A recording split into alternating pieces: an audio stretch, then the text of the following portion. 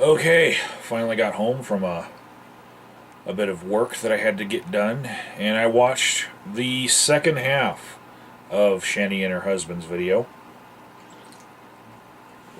so I can comment on that, and all of it as a whole.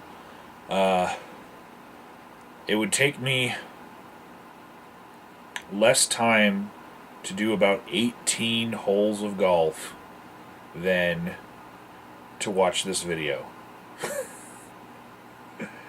But we're on the back nine. So, cultural Christian, it was laughed at in their video when I said that term. It's a thing. I'll leave a link in the description box. I left a link in the last video, but I'll leave a link in this one too, so you can just see that this is not just something I made up, pulled out of my ass. Okay, you might be more familiar with the term cultural Jew, but it's a thing. There was a lot of that video that I just think QED falls on its face as wrong. And most people who watch it, they're going to probably side with me. This is just the debate mind of me talking, But yeah, most of the people going to that video probably got turned on to the fact that it existed from my channel. So I don't really have to say much as far as dismissing a lot of what was said. There are points that I want to make that are kind of like beyond apologetics 101. Okay? Just like higher conceptual things. Because I don't like saying the same thing that everyone else is saying all the time. The people who are subscribed to me like, a little bit of spice in their life. So, I'm just going to go over a few concepts. First of which being not thinking that you are threatening people when you say that they are headed to hell and they're going down the wrong path, and unless they do as you say and believe in the same God that you do, then they are going to have something bad happen to them. But you're not threatening, right? No, you are threatening. See, there's the carrot and the stick. The carrot would be heaven. The stick is hell. You might not like to think of what you're doing as being threatening. I actually categorize certain things that people say as death threats. When someone says that the wages of sin is death and you are a horrible sinner, unrepentant and the worst of all sinners, I'm like, wow, if this person showed up on my doorstep, would they think that God placed them there for a reason? Maybe to carry out his will, as they have determined that I am deserving of death based on what was written in a book in a certain passage? I do consider it kind of like a credible death threat. It's just a certain category of it,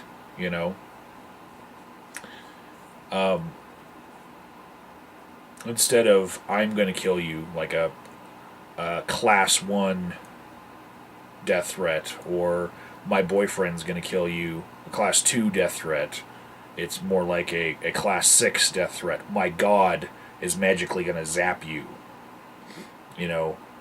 But it could turn into a class 1 if they somehow believe that they were put in the same dark alley as you at the same time. So yeah, it is threatening. The concept of hell is classically known to scare people. It's the whole hellfire and brimstone sermon was in order to scare people into staying Christian or becoming Christian. What you do is threatening to people. And if you don't agree with me there, we can move on. We're just going to disagree on that.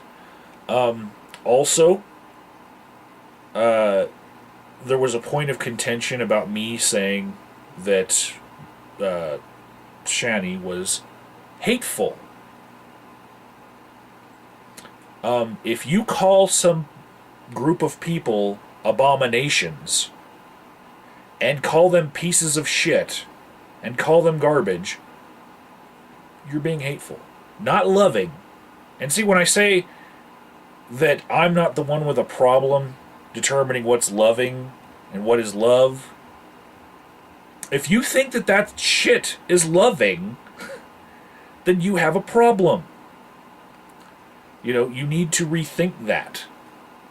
Again, if you think that calling people abominations and saying, well, we can because it's the truth, if you think that that's loving, and just pushing off the responsibility of what you're doing onto, you know, well, some authority figure said that this is what we're supposed to tell people. Yeah, that's not loving. Okay, loving would be looking at what you're doing on its face and saying, is this the right thing to do? Outside of whether or not you think that's, you know, because somebody told you this is what you're supposed to do. Look at it for yourself. All right? I'm going to give you an example of why you shouldn't trust that sword, as you call it, that book. Okay? Because hubby, I don't remember his name. He wanted to say that me saying judge not is ridiculous because I am an atheist, and how would I even know anything about the Bible? I should keep myself out of, you know, quoting the Bible. Actually, that degree up there, one of the majors that I got with that degree was English, and in order to study English and Shakespeare, there's a lot of intertextual references, so you have to understand a lot about a few very popular books, like the Bible and Shakespeare. So if anyone is at a disadvantage for knowing what those words mean, it's probably you. I'm just tooting my own horn here, but I will give you the example of why your attempted correcting of me was in error. And it's going to surprise you in the end, okay? So if you're trying to tell me that it's okay for you to judge people that way because you're reading John chapter 7, and I didn't take the whole context, and that, see, the way that you tried to correct me, you're acting like that's the only place that it's in the Bible. No, judge not actually happens in Matthew and Luke as well. Like in that order, judge not, and ye shall not be judged, judge not, that ye be judged. And the way that they have context around them, it actually works against your argument. You're not supposed to judge people. Okay? I will say that John works for your argument. The context around that one in chapter 7 in John. Also in Leviticus 9 and 1 Corinthians chapter 5 and 1 Corinthians chapter 6. Those work in your favor. Okay? Just read the general concepts and you'll see that, yeah, those say be a hateful person and judge people. But in Matthew and Luke, Matthew chapter 7, Luke chapter 6, and Romans chapter 2, and Romans chapter 14, and James chapter 4, you will find that the context there says don't judge people. Judge not. Okay?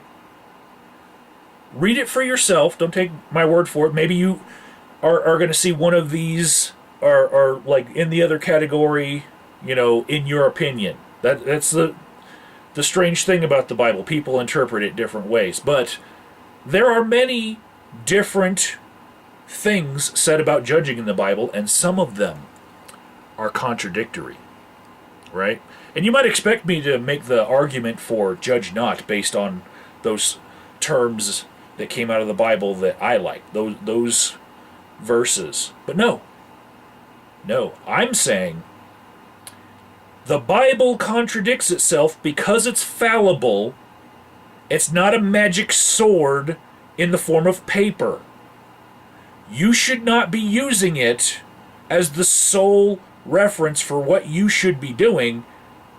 You should take all of what you know into account and look at a situation and say, is this right what I am doing? Okay?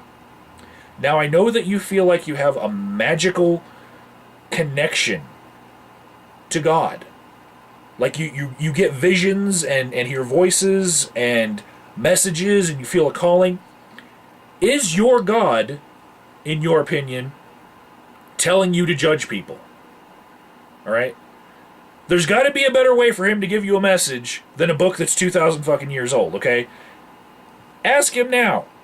Now, in my opinion, that might be just like a little voice inside your head that is a part of your own personality, but you might think that that's something more special than that. Either way, if you are still going to tell me that it's okay to judge people in the way that you're doing, as abominations, as pieces of shit, as garbage, if you're going to tell me that that's okay to do, then you, or the God that you believe in, if you want to take it that way, are bad people.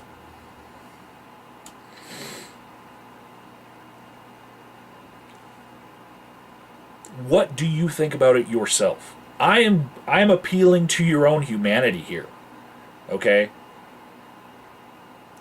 Conscience, do you have it?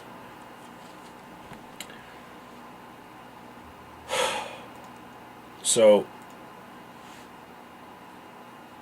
maybe hubby, maybe he appreciates that I didn't rest my argument on what was in the Bible there. Maybe he feels like I should read more of the Bible. But the funny thing is, he thinks that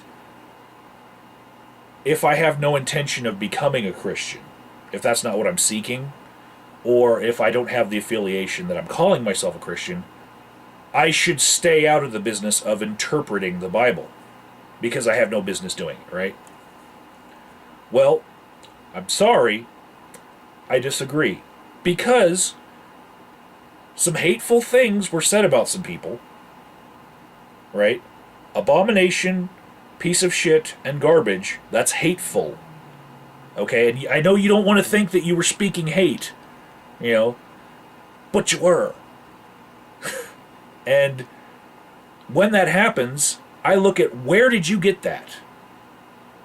Why do you seem to think that this religion that is peaceful so many other times is now telling you to do these hateful things? So many other people are Christians and they don't go around calling people pieces of shit and garbage and abomination.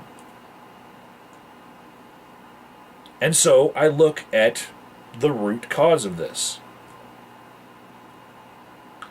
And I find that you don't interpret the Bible the same way that I would. Or many other people would.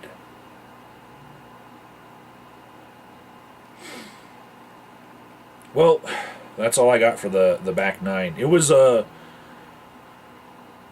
great experience to have the hour and 42 minutes and 53 seconds made about me, but I'll wait probably a couple days for my next reply because I got some stuff to do. But I will have some videos coming out in the meantime, just set to space them out because I don't want to overload everyone. A lot of stuff from different events I've been at. So, take care, everyone. I don't know how many times I have to say it. Stop being hateful people.